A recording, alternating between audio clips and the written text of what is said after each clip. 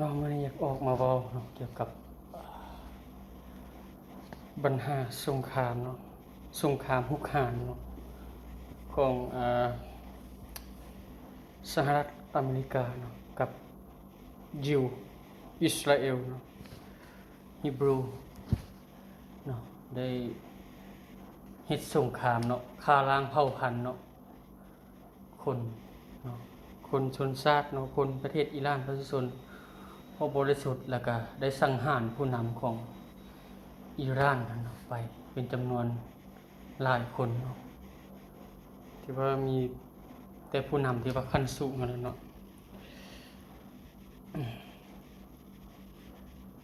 ความหมายที่ว่าทางอิสราเอลเนาะกับสหรัฐที่ว่าได้เฮ็ดสงครามไปนั้นเนาะลักๆแล้วแม่นเขาจะให้ทางอิหร่านนั่นเนาะมาขึ้นเนาะแนวทางการเมืองต้องมาขึ้นตรงกับสหรัฐกับอิสราเอลเนาะต้องให้สหรัฐกับอิสราเอลเป็นผู้บัญชาชี้นำคือจังประเทศซาอุประเทศกาตาร์ประเทศเยเมนที่ว่ามีฐานทัพของสหรัฐเนาะตั้งอยู่หั่นเนาะถือว่าให้เป็นไปตามทิศทางแนวทางของเขาแต่ว่าอิหร่านมันบ่ยอมเป็นเมืองขึ้นของไผเนาะเพิ่นบ่ยอมเป็นเมืองขึ้นของไผฉะนั้นมีการต่อสู้เนาะอันสิ่งที่อิสราเอลกับสหรัฐอ้างว่าเนาะอิหร่านมีอาวุธนิวเคลียร์แล้วมันอยู่ไสหลักฐานหั่นเนาะอันนั้นเป็นข้ออ้างเพื่อจะไปรุกรานประเทศเขาเนาะแล้วก็หวังไปเปลี่ยนแปลงระบบการเมืองของเขาแล้วก็หวังไปยึดเนาะไปปล้นเนาะไปปล้นเอาทรัพยากรของเขานั่นเนาะเป็นต้นกับก๊าซธรรมชาติบ่เป็นบ่น้ำมันเนาะและอีกอย่างนึงละแม่นทางสหรัฐกับอิสราเอลนี่อยากให้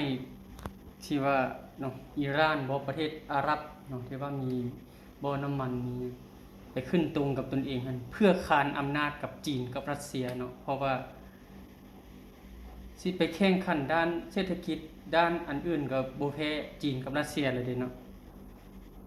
เพราะว่าพวกเขานี่ยอมรับความจริงบ่ได้ว่า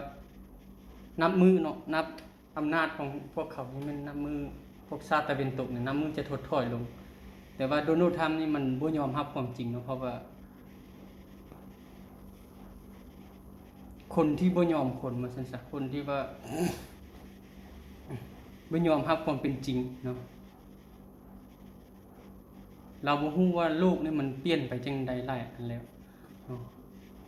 เพียงแต่คิดว่ากำกือว่าตัวเองนี่จังได๋ก็สิได้เป็นเจ้าโลกเฮ็ดทุกวิธีทางเนาะที่ว่าอยากยึดเอาอิหร่านหั่นเนาะให้มันเป็นพันธมิตรแล้วก็อยากใส่ช่องแคบฮอร์มุซหั่นเนาะเป็นอันโต้รองกับจีนกับรัสเซียเนาะหลักๆของสหรัฐกับอิสราเอลเนาะปานนั้นอ้างว่าตัวเองเป็นมหาอำนาจเนาะเป็นประเทศเป็นตำรวจโลกจังได๋ก็ไปปุ้นไปจี้ประเทศนั้นประเทศนี้คือไปประเทศเวเนซุเอลาเนาะจับกุมคุมขังนายกของเขาประธานาธิบดีของเขาเนาะก็ถามว่ามันมีสิทธิ์หยังเนาะโดนัลด์ทรัมป์มันคือสามารถเฮ็ดได้เนาะดังนั้นอ้างตัวเองเป็นบอสสันติภาพเป็นแกนนำด้านสิทธิมนุษย์เป็นประเทศเสรีประชาธิปไตยเนาะสิทธิมนุษย์จังได๋ไปฆ่าล้างเผ่าพันธุ์ประเทศนั้นประเทศนี้ก็คือไปร่วมมือกับอิสราเอลโจมตีเนาะฉนวนกาซาฆ่าล้างเผ่าพันธุ์พวกปาเลสไตน์เนาะพวกอาหรับปาเลสไตน์อันนั้นบ่สิทธิมนุษย์ที่มันอ้างครับ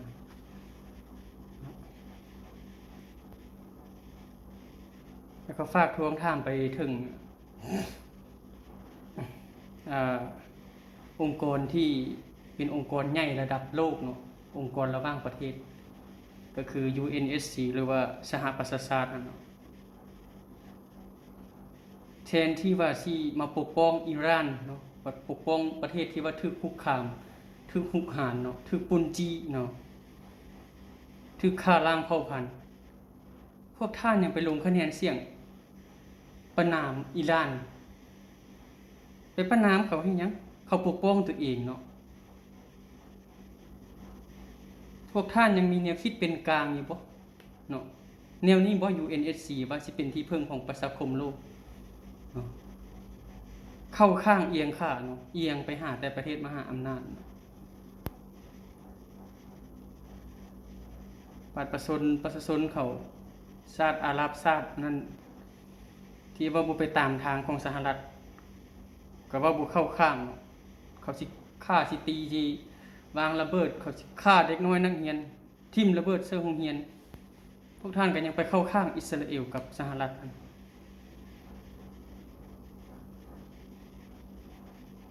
อันนี้มันสิเป็นอยู่บ่เนาะโลกเฮาทุกมื้อนี้ถ้าหากว่าประเทศใดที่ว่ามีอำนาจเนาะมีสิทธิ์ประเทศใดที่ว่าด้อยค่าเนาะบ่มีสิทธิ์บ่มีเสียงเนาะบ่มีความสามารถทางด้านการทหารที่ว่าสูงที่ว่าบ่ไปตามการเมืองเขาที่บ่ไปตามแนวคิดจิตใจของสหรัฐของประเทศตะวันตกต้องถูกรุกรานต้องถูกโจมตีต้องถูกฆ่าผู้นำ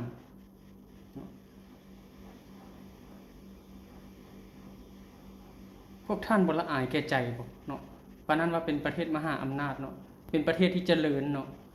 เป็นประเทศที่มีอารยะเนาะพวกท่านบ่ละอายได้บ่ที่ว่าเว้าคำนั้นออกมาเนาะว่าประชาธิปไตยสิทธิมนุษย์บอดสันติภาพเนาะ